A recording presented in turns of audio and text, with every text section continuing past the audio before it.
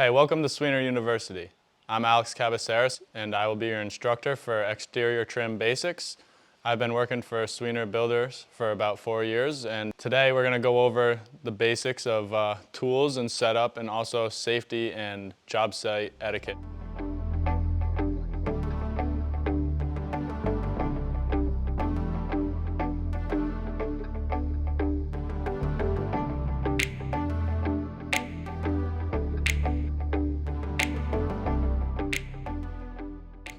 I want to just first start by giving some of my expectations for the class, and the vision for the class here is exterior trim basics. So obviously you guys are all pretty fresh, pretty new, right?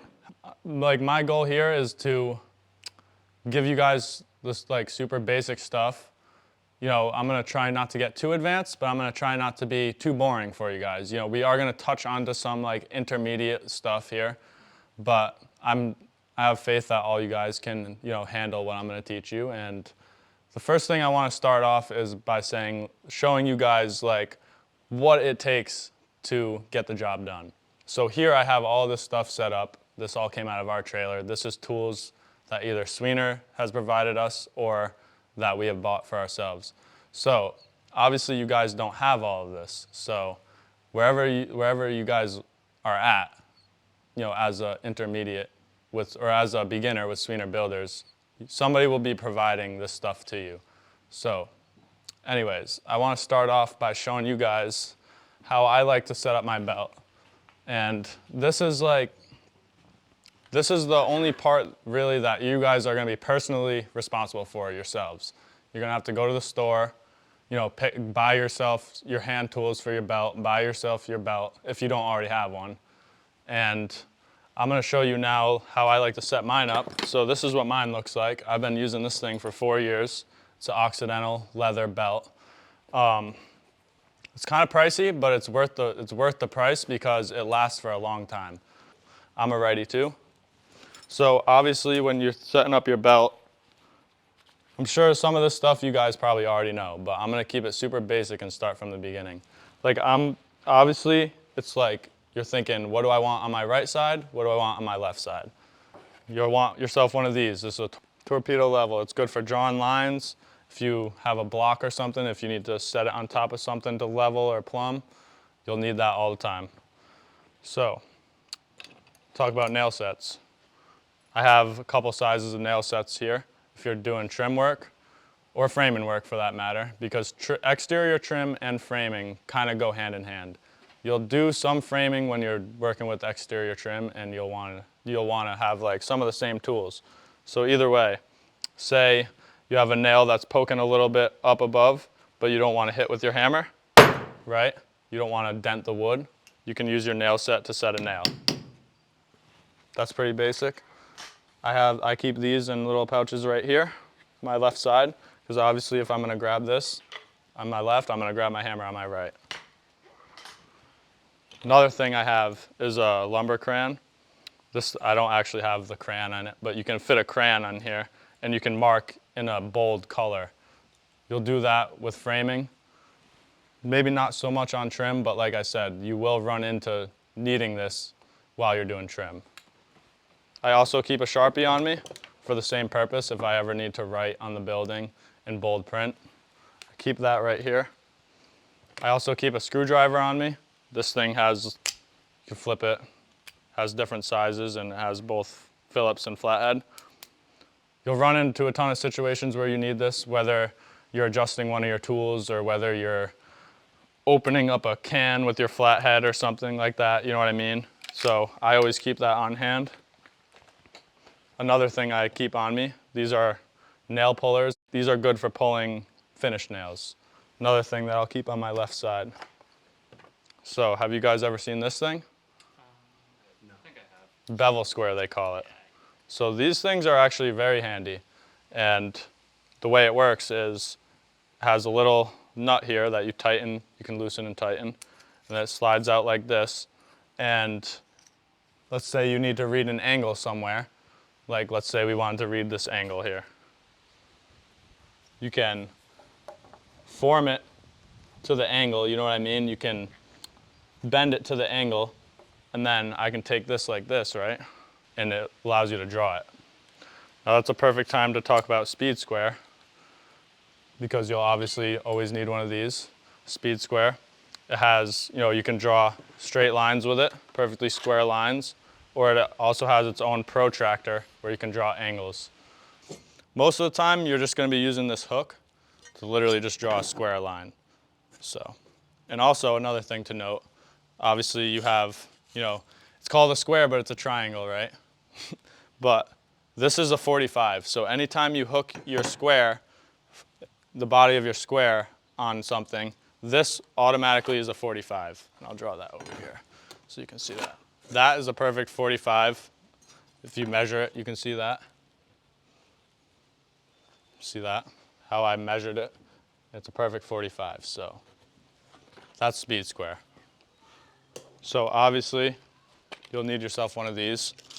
Tape measure. I like to have anything less than a 30-foot tape is gonna be, you're gonna run into situations where it's not long enough. So I would have yourself a 30 or more. So I like to have a 35 personally, but that goes on my right side. You can kind of, this pouch I have, and any pouch will come with spots for all of this stuff, but I keep that on my right. This here is a skill saw wrench. So as you can see, it fits perfectly on my skill saw. So if I needed to change my blade or whatever, I have that right on hand. I have a chisel, obviously. This is a 1-inch chisel. You'll use this all the time, all the time. And anything less than a 1-inch wide, so that's referring to the width of the chisel, isn't gonna really get the job done for you, so you want a 1 inch or more. I have a knife, obviously. I have a sheath for mine, because I like that. I just hook it in right here. Same on my right side, but if I didn't have this sheath, I'd put it in one of these pouches that, I have just available. Another very important tool that you'll want on you at all times is a chalk line. I'm sure you guys have seen, they have red and blue chalk. They have red and blue chalk boxes. So red chalk is permanent. It says it right on the container here. So you snap a line on something, it's like you might as well have drawn in Sharpie. You know what I mean? Blue is not permanent. So blue you would use in a situation if you didn't want the line to stay there, or you didn't want to, you don't want that thing to be there forever. You know what I mean? So if you were snapping a line near some white trim, you're not going to use red, because you're gonna mess up the nice finish of the board. But these things, you can refill the chalk by, this one you just unscrew the top. Most of them are going to be the same. And you'll take your chalk and literally just dump it in there, right? And there it is. I just filled it up with chalk, so it's ready to go. So a couple other things. Obviously a cat paw I keep on me. This is for pulling nails, or you can move stuff around, or you know what I mean, you can pry stuff around with it or whatever. I have a little slot over here for that. And then the rest of the stuff here is just various nails. So I always right now I'm framing, so I have framing spikes on me. Believe it or not, if you're trimming, especially if you're doing exterior trim on a frame that was just built, you're gonna be doing some type of framing. So these types of nails are always good to have on you. These we call 3-inch screws, 3-inch scorpions. They're square head. Doesn't really matter what the head is or anything. These are just the ones we prefer for framing. You'll use these all the time. These are great to have on you all the time, and there's tons of different scenarios where you'll have them. So I have 2 pouches for nails and screws. So one for hand nails, one for screws. If I'm doing anything framing related, I'll keep racks of nails in on top of that, just kind of if I know I don't need scorpions, but I need these, I'll just throw these on top. But if I need the scorpions, I can just take them out real quick and access the scorpions. But for sake of just showing you my belt, I keep those up here in this pouch under the chalk box. And then I have a huge pile of these bits here. I have a designated pocket for these. These are just various bits that I use on my impactor all the time. I keep them in a pile right here. And then we refer to these as lags. There's various sizes and various types, but I keep some of those on me always here. So that's my tool belt. Pretty much at all times you're gonna wanna have this thing on you, and you're gonna wanna have what you need inside of it. Safety on the job site is number one. You always have the right to ask for proper safety equipment. So we have a bunch of these in our trailer. We offer them to our guys. At the end of the day, like common sense and safety, you're always wanting to think about keeping yourself safe and keeping the others around you safe. So there's never a time when you shouldn't have a hard hat on a job site. So again, hard hat, we have safety glasses here. So there's tons of, I shouldn't even have to say, like, there's tons of scenarios where things are just flying into your eyes, dust is kicking up, maybe you cut into a nail. Like, your eye safety is not something you want to mess with. Safety is super important.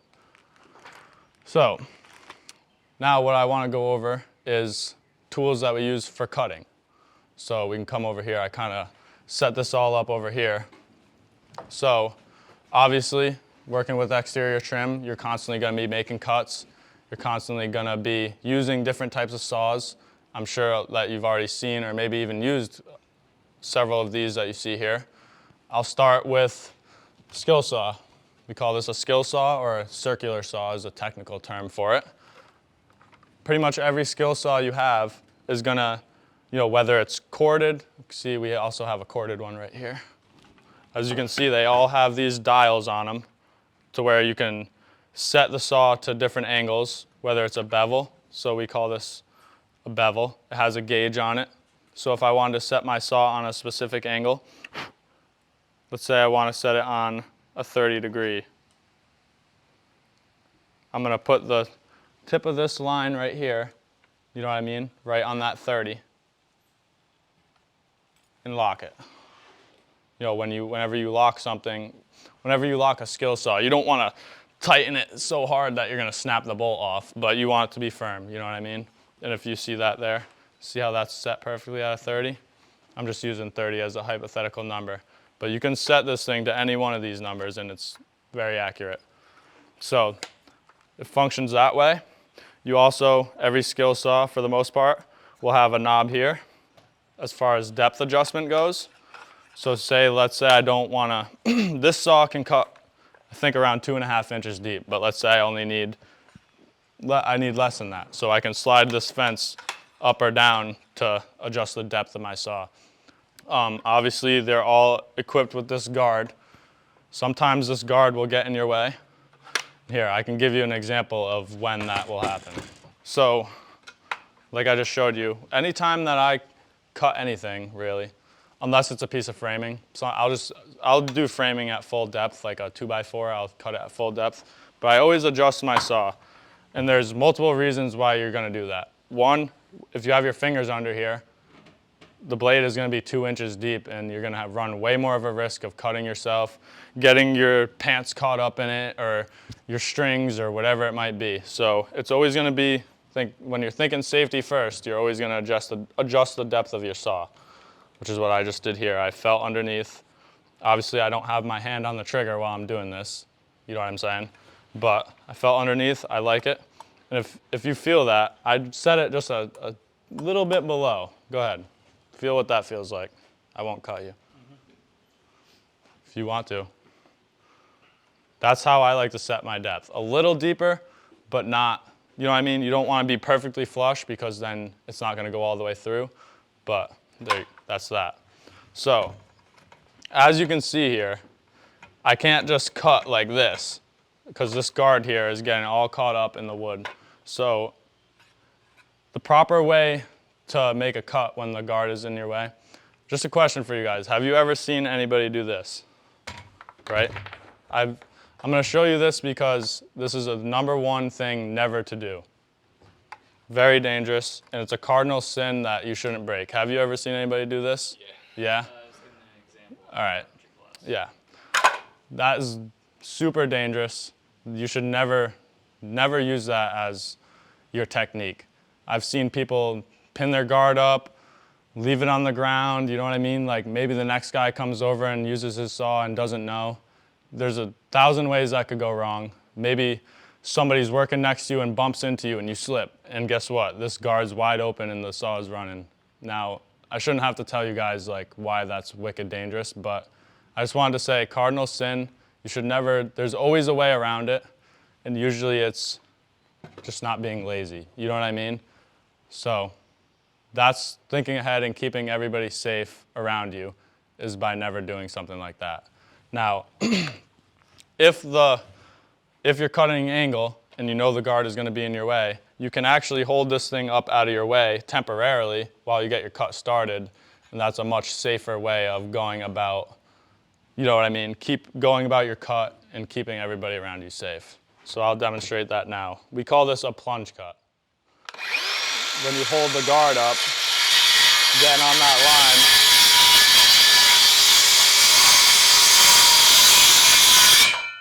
line, and look at me, I didn't cut all the way through. But as you can see, if I tried to cut this without doing that, watch how difficult it is. You can't quite get on your line. Worst cut, and if you were cutting a piece of 2x4 or something like that, this thing would be jamming you all up. So learning how to use your thumb to hold the guard up out of the way and have a clear cut is going to always be the best way to go about it, rather than pinning something in your saw or trying to struggle like this, or you know what I'm saying? I actually was able to use my whole hand. I have my whole hand spread out here, and I can hold the wood and the guard at the same time. You know what I'm saying? So just a couple pointers with this saw. It's designed to sit flat on your piece. You know, you want to take extra care to make sure that you're not going like this on the wood. You know what I mean? You don't want to be cutting all sideways and weird. You just want to let it relax. It sits nice and naturally flat on your wood, and you know, that's the best way to go about it. Another thing I want to mention about these saws. Now, all of them are a little different, but each one, you're going to want to check them with your square. So to do that, I'm just holding the guard up out of the way. I flipped it upside down. I'm resting the square on the body of the saw. So I call this is the body of the saw. So that's the part that is going to be resting on your wood, ensuring that you're making a nice square cut. So I'm going to make sure that my saw is good, because like I showed you, they all have these gauges. So technically you think if I put it on 0, it should be square, right? No, that's not always the case. Somebody might have dropped it off the roof. Somebody might have stepped on it. Whatever might have happened to the saw to make that not the case. It happens all the time. So I'm going to check my saw for square like this with my actual speed square. Now as you can see, when I rest my square up against that, it's super, you know, it's perfect. Because this one has been set today, we were using it. But let's say you're set on 0 maybe, right? And maybe it's just a little off, which happens all the time, right? If you saw something like that, then you would know there was a serious problem, right? With your saw. You either need to adjust it square, or sometimes they can't be adjusted square, in which case it's broken. You know what I mean? So just always keep an eye, check your saw for square. And if you're on 0 and the saw wasn't square, it would just mean you have to just adjust it ever so slightly like this, so that it sits perfectly on your square, and then just lock it up. And now you've squared up your saw and you know you're making perfect cuts with your saw.